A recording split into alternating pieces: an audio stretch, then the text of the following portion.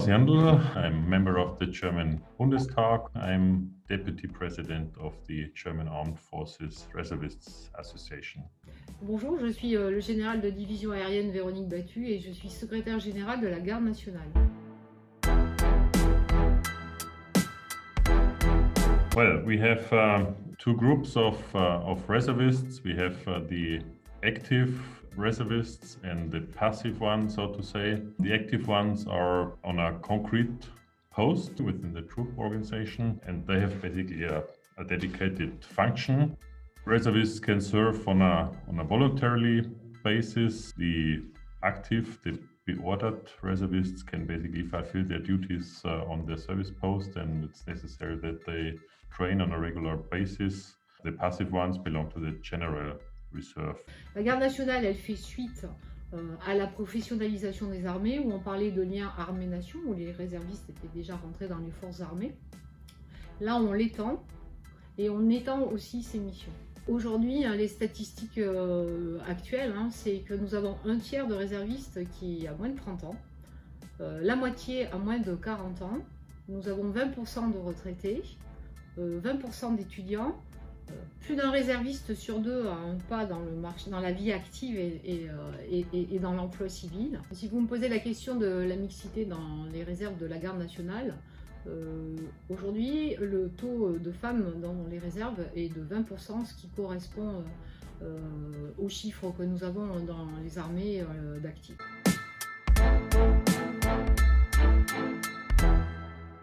Since in Germany we moved basically from the mandatory duty 10 years ago now to a professional army, I think it's important to keep the link between the army, between the soldiers and the society in many ways, and also keep the awareness within the society about security measures we just need to protect our country.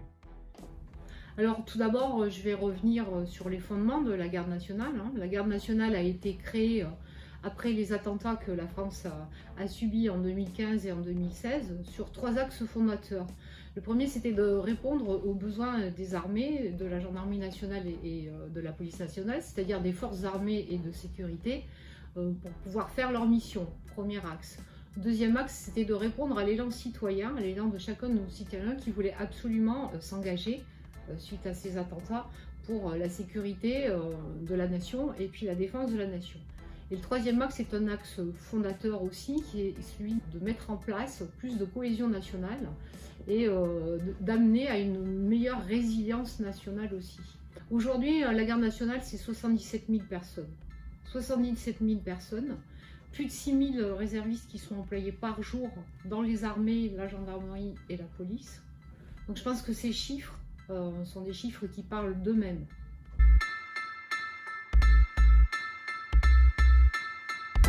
In a first step, for me, it's you still serve the country.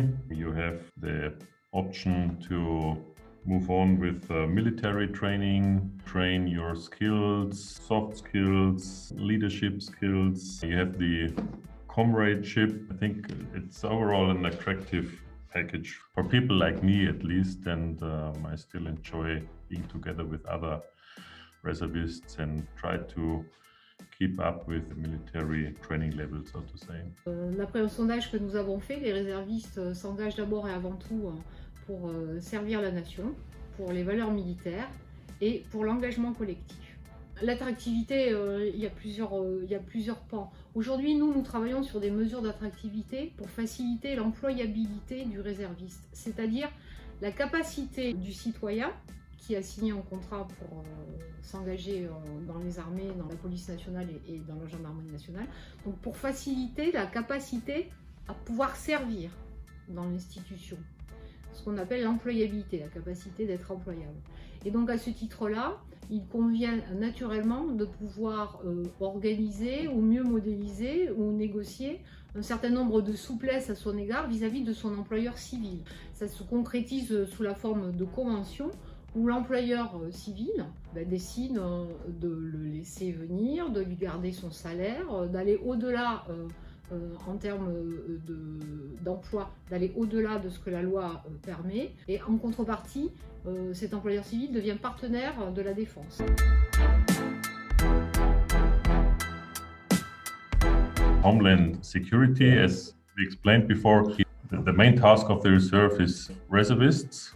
And we also have reservists in our army activities abroad. But then there are basically special homeland security organizations, battalions, regiments, and this is the majority of the reservists are organized. From the personnel point of view, you have a new system, designation, assignment after your active career. You have basically the obligation to serve another 6 years in the reservist organization or in the reservist pool in order to have the number of people to fulfill all the different tasks. Alors, la Garde nationale, c'est l'ensemble des réserves opérationnelles du ministère des Armées et du ministère de l'Intérieur, c'est-à-dire les réservistes qui servent sous contrat d'engagement dans chacune des armées, la police nationale et la gendarmerie nationale.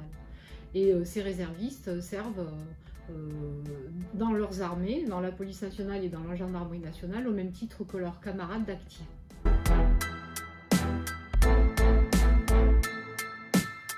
We need more technical equipment, weapons get more complicated, we need at the end more money, and the money in a democratic country you get only if you have the majority of the people, of the society backing up the policy, right? So we need really raise the awareness to keep security policy and defense policy in the middle of the society and the awareness, and that is really an important role of reservists, but also at the same time a big challenge. The society basically in some parts gets more and more pacifistic because the experience of war, it's either far away or a long time back, right? On the other hand, we have challenge in keep up a good motivation within the reservist troops. We need a modern structure, we need modern equipment also for the reservists to motivate and to win new members of the reservist organization. It was no issue when we had the mandatory duty.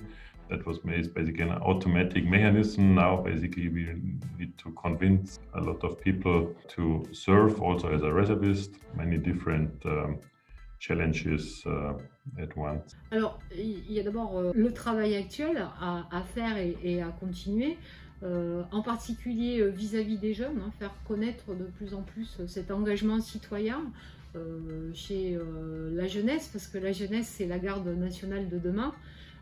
Ça, c'est l'objectif fort. Faire connaître la garde nationale et cet engagement citoyen auprès de tous aussi, parce que la garde nationale, c'est la garde nationale de la nation, c'est pas les réservistes des forces armées et de sécurité. Donc ça, c'est pour les objectifs actuels et dans le court terme. Sur le moyen terme, mais qui va commencer dès la fin de l'année de cette année.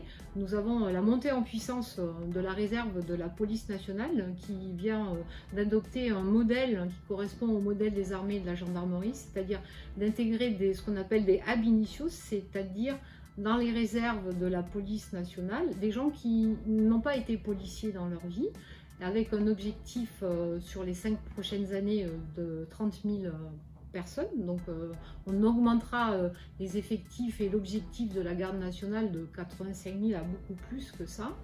Et puis sur le long terme, et là on a absolument besoin de la vision et de la définition du besoin opérationnel des forces armées et de sécurité, c'est la projection sur 2030, quelle sera la France à l'époque, quelles seront les menaces auxquelles nous serons confrontés et auxquelles nous devrons répondre, comment y répondre, quelle sera la société de cette époque-là, de 2030, quels seront les employeurs, quel sera l'emploi, quel sera le citoyen. Est-ce que en fait, le modèle de la garde nationale d'aujourd'hui sera toujours le même, ou est-ce que nous devons le faire évoluer? Nous devons faire évoluer la réglementation, les lois. Voilà, ce sont les 3 grands axes à court, moyen et long terme que nous avons aujourd'hui.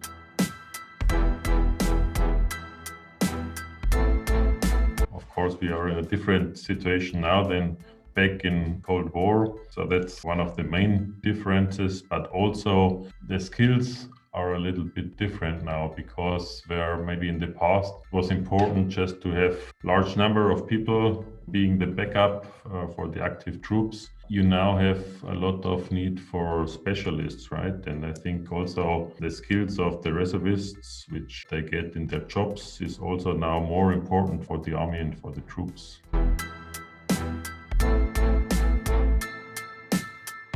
Motivation and designation, right? And the will to serve the country.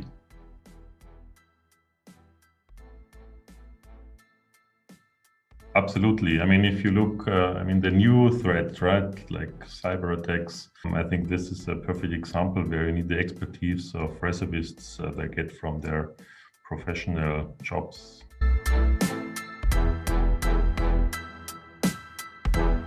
We have several organizations, Europe-wide, globally, Reserve Officers Organization. We have COR and CSOR, the reserve part of the NATO. So there are many organizations where we as Reservists Association basically are also contributing and manage the exchange.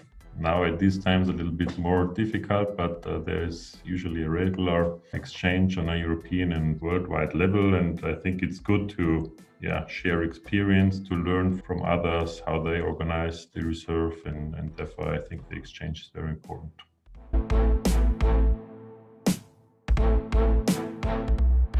Alors tout d'abord, moi je l'inviterai à aller sur notre site internet et puis sur les réseaux sociaux. Sinon, il existe ce qu'on appelle la journée nationale du réserviste, qui est définie dans la loi. Et cette journée s'étale sur une période de 2 mois qui se situe mi-octobre, mi-novembre, où là, les régiments, les bases aériennes, toutes ces formations qui sont dans nos armées, dans la police nationale et dans la gendarmerie nationale, ouvrent les portes et où les réservistes, tous les réservistes, peuvent montrer aux citoyens quel est leur métier et ce qu'ils font. Et donc les JNR cette année vont se dérouler du 9 octobre 2021 au 9 novembre 2021 avec un ravivage de la flamme à la fin de cette période. Et je pense que c'est un moyen d'aller dans le concret, d'oser, de passer le pas, de ne pas avoir peur, de passer le pas, de rencontrer des gens qui l'ont fait, c'est-à-dire des réservistes qui sont là pour parler aux citoyens, de manière à voir concrètement ce que peut être cette manière de s'engager au service de la sécurité nationale et de la défense nationale.